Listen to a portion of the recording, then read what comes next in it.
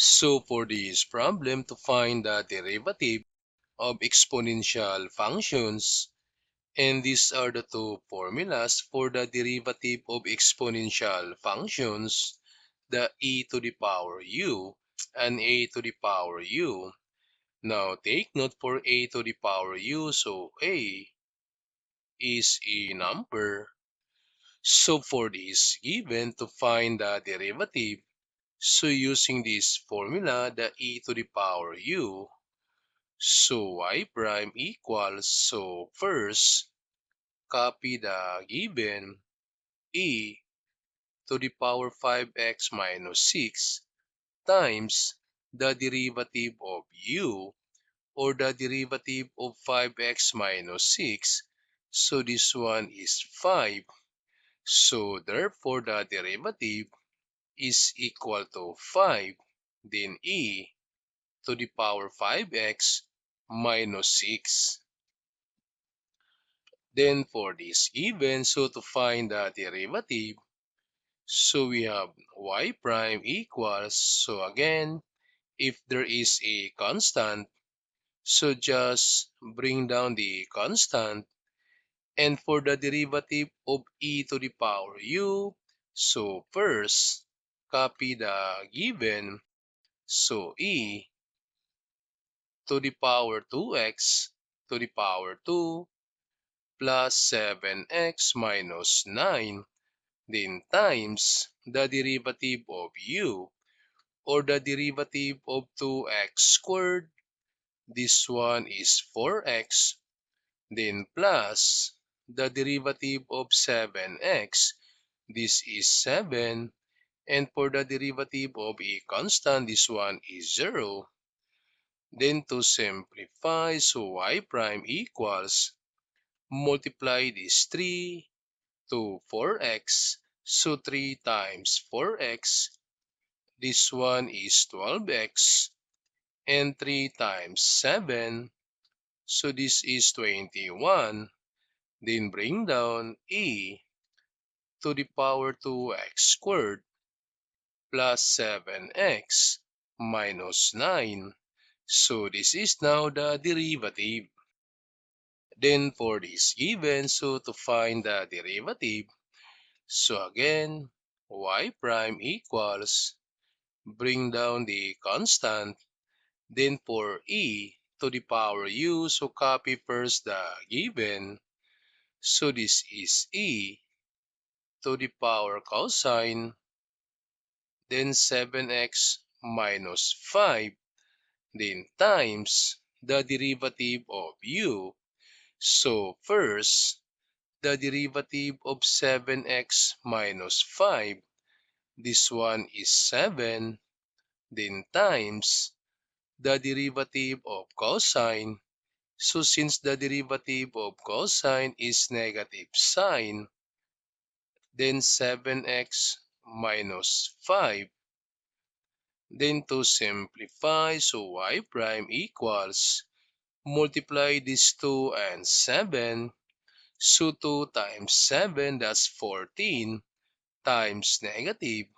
So this one is negative 14. Then sine 7x minus 5. Then bring down e to the power cosine 7x minus 5. So this is now the derivative.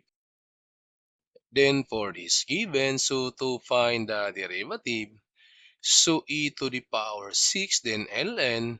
So first, using the power property of logarithm, that n, ln x, so this is equal to ln x to the power n.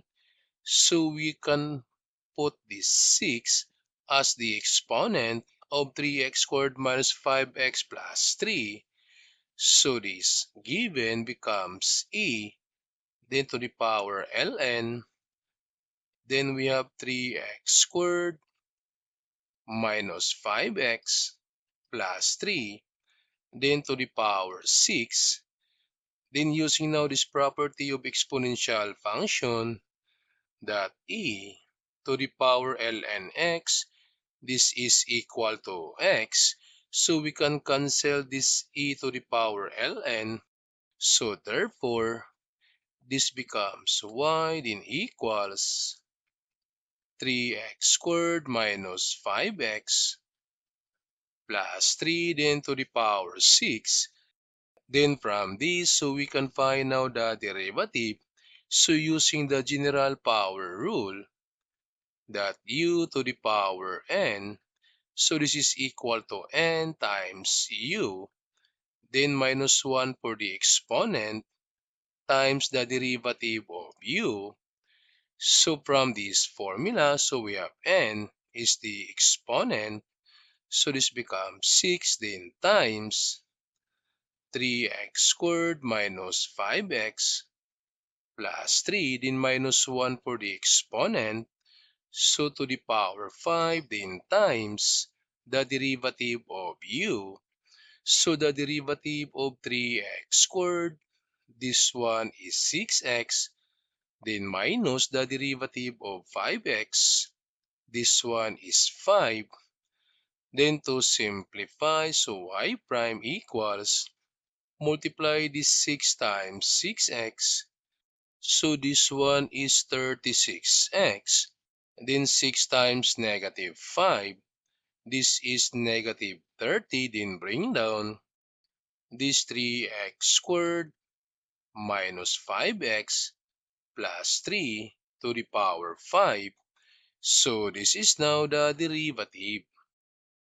Then for this given, so this is a to the power u. This one is a number. So again, to find the derivative using this formula, so copy first the given. So 7, then 5x plus 7. Then we have ln e, and a is the base.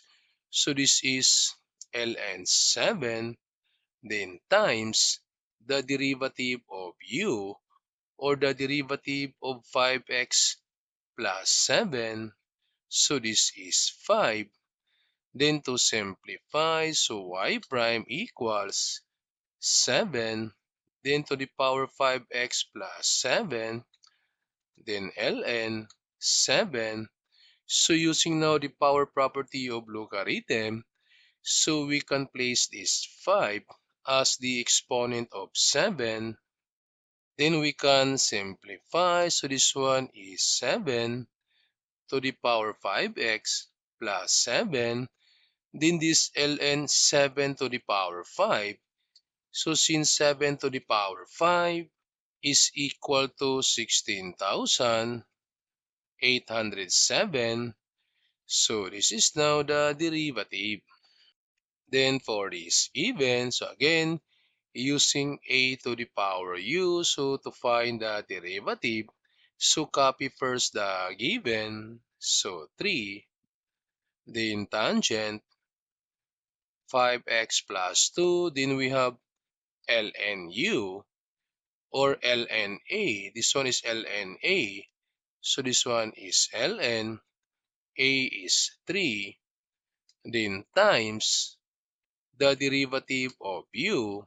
So the derivative of tangent 5x plus 2. So for the derivative of 5x plus 2, this one is 5. Then times the derivative of tangent, since the derivative of tangent is secant squared. Then 5x plus 2. Then to simplify, so y prime equals 3. Then tangent 5x plus 2, then times 5, then secant squared, 5x plus 2, then we have ln 3, or you can write this one as 3 tangent 5x plus 2, so you can put this one as the exponent of 3. So we have ln 3 then to the power 5, then secant squared 5x plus 2. So this is now the derivative. Then for this given, So again, using the product property or the product rule, this is u and this one is v.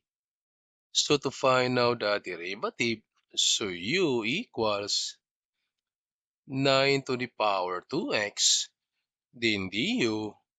So using this formula, the a to the power u, so again, copy first the given, so 9 to the power 2x, then ln 9, then times the derivative of 2x, this one is 2, then this becomes 9 to the power 2x, then ln 9, and this becomes the exponent.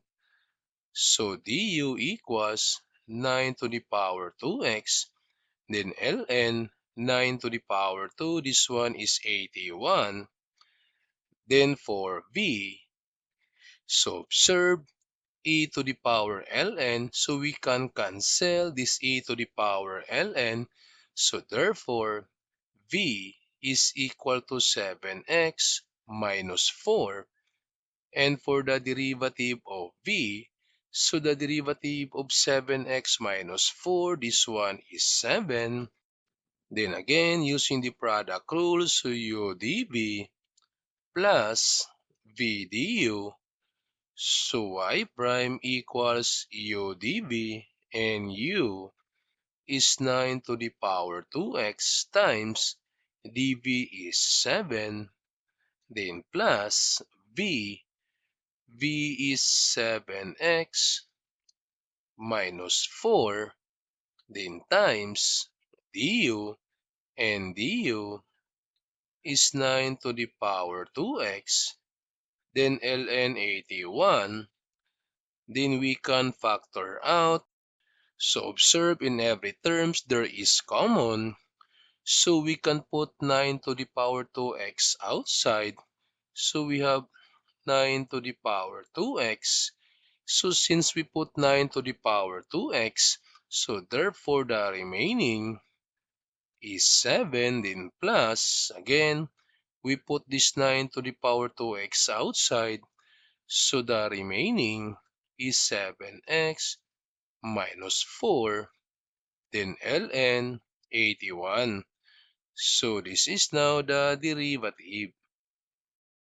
Then for this problem, to find the derivative, so using the product rule, so this one is u, then v, so u equals x to the power 4, and du, so the derivative of x to the power 4, this one is 4, then x to the power 3, then for v, so e to the power 5x, then the derivative of v, so again, for e to the power u, so to find the derivative, so copy first the given, then times the derivative of this exponent, so the derivative of 5x is 5, so therefore dv equals 5, then times e to the power 5x. So to find now the derivative, so for the product rule, this one is u times dv, then plus v times du. So first, we need to bring down the constant. So 4, then times u dv, and u is x to the power 4 times dv. So dv is 5e to the power 5x, then plus v du. So v is e to the power 5x, then du. So du is 4 x to the power 3. Then to simplify, so y prime equals, so multiply this 4. So 4 times 5, this one is 20, x to the power 4, then e to the power 5x, Then for this, multiply to 4. So this becomes 16 x to the power 3. Then e to the power 5x. So this is now the derivative